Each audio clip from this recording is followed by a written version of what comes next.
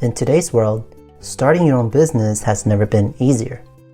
With the internet, you can set up your own business quickly and easily at almost no cost to you. With so many social media platforms at your disposal, which you can use to market your offerings, building a brand no longer requires a physical storefront. By the same token, this convenience and ease also translate to a more strenuous competition in the marketplace. According to the United States Small Business Administration, about 414,000 new businesses open each year in the US alone. Regardless of your industry, the market is saturated, and it's only going to get more crowded as the years go by. This is what is called the red ocean.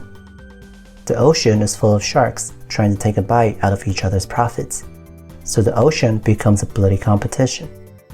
As competition rises, profits shrink, and the only way out is to make your way to the uncharted territory, otherwise known as the blue ocean. It is an uncontested market space with rules that have yet to be set. An uncontested market space which makes the old competition irrelevant. In other words, the red oceans represent all the industries that are in existence today, and the blue oceans symbolize all the new industries that have yet to be discovered.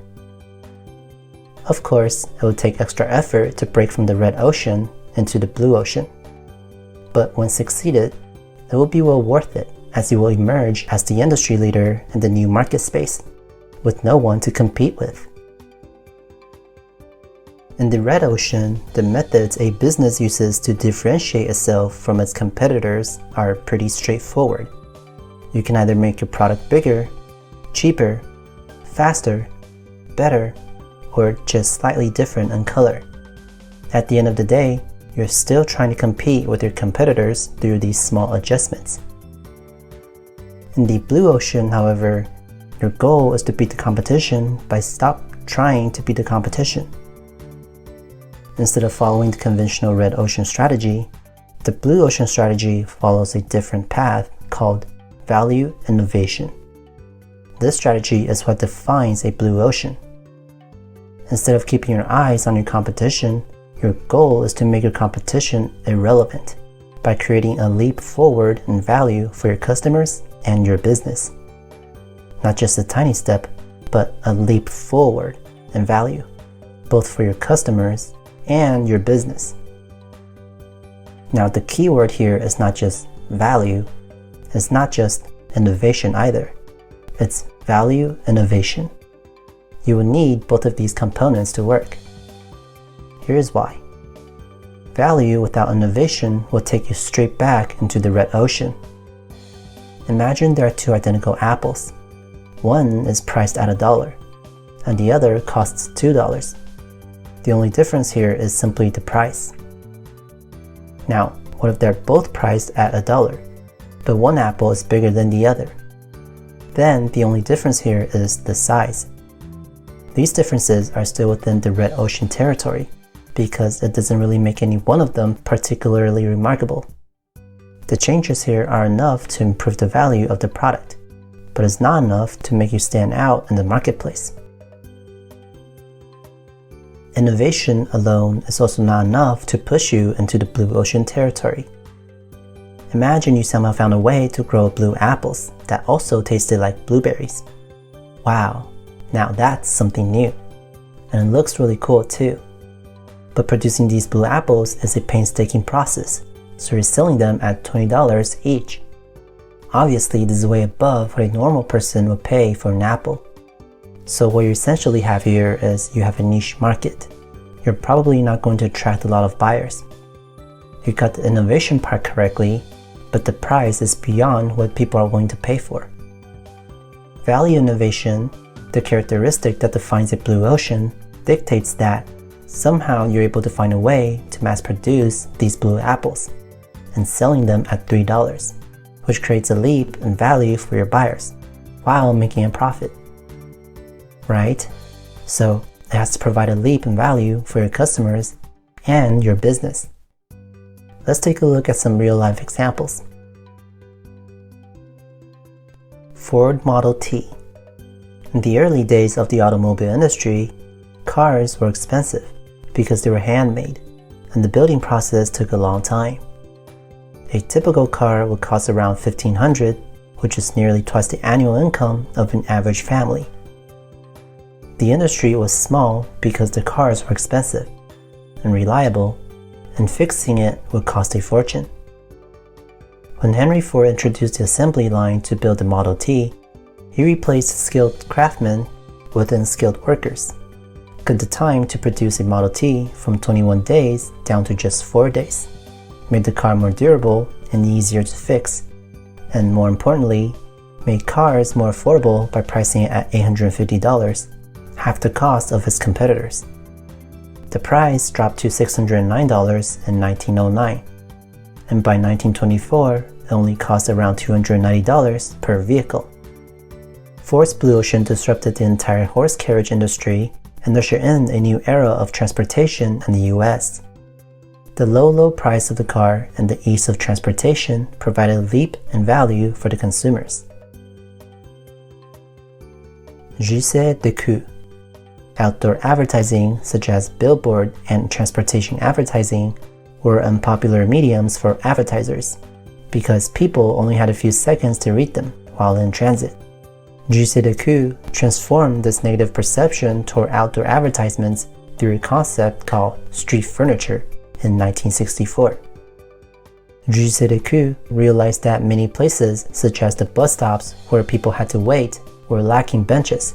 So Jussé de queue struck deals with various cities to provide street furniture so people could rest while they wait, and agreed to maintain and replace damaged furniture all free of cost to the cities, but under the premise that they use these furniture to display ads.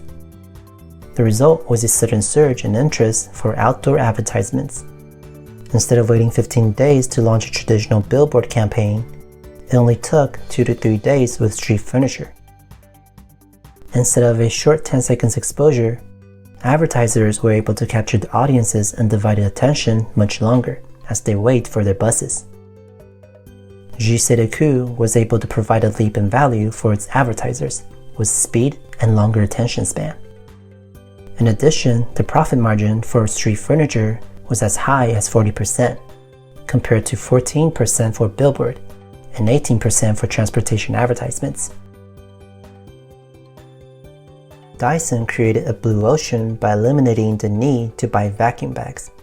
These bagless vacuums saved the customers the cost and hassle to replace the bags. At the same time, Dyson was able to price its vacuums 3 times higher than the rest of the industry. Canon created its own blue ocean by shifting the industry's main focus of selling copy machines to corporate buyers to selling smaller versions of the copy machines to the general consumers. CNN established a blue ocean by launching the world's first real-time 24-hour cable news network on June 1st, 1980. Of course, nothing lasts forever.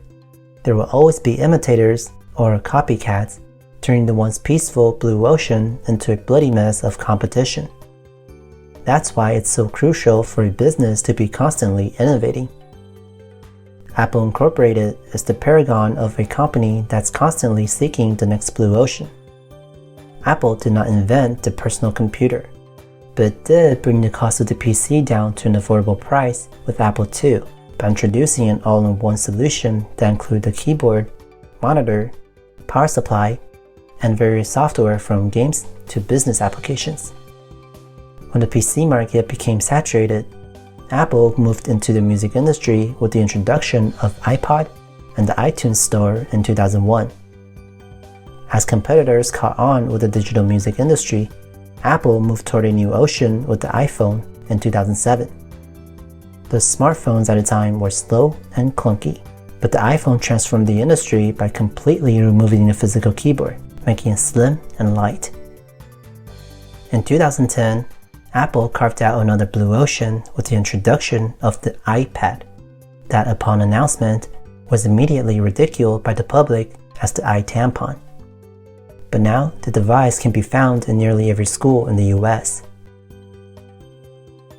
In business, you have 3 choices: You can either be the pioneer, the one who opens up the blue ocean, the migrator, those who want to escape the competition by sailing toward the established blue ocean, or the settler, those who arrive too late only to find that everybody has already sailed off to another blue ocean. Now, a blue ocean strategy doesn't mean it has inherently less risk than a red ocean strategy. There are still risks involved. There's a reason why most companies are reluctant to leave their red ocean. They don't want to wander outside of the territory only to find a puddle. That will be a lot of wasted time and money. But staying inside the red ocean is equally risky, if not more so. The inevitable price war ultimately means that your profit margin will grow less and less. Remember how when you were little, you were taught to behave the same way as everybody else was? To form a straight line before you enter the classroom? Or to follow the established rules? Because to do otherwise will lead to failure and humiliation. In business, all of that are out of the window. You need to be that kid who jumped onto the table in the middle of the class to scream at the teacher. You need to be that little rascal who was willing to break all the rules and walk out of the class like a boss, even though he knew he would get whipped by his dad later. As a business owner, your job is not to blend in, because once you blend in, your business becomes boring, and boring leads to failure. You need to find a way to stand out from the crowd. So, do you want to be the pioneer, migrator, or the settler in your industry? If you want to be the leader in your field, what kind of blue ocean can you create to make you stand out among your competitors? Let us know in the comments below, and I will see you in the next video. Bye.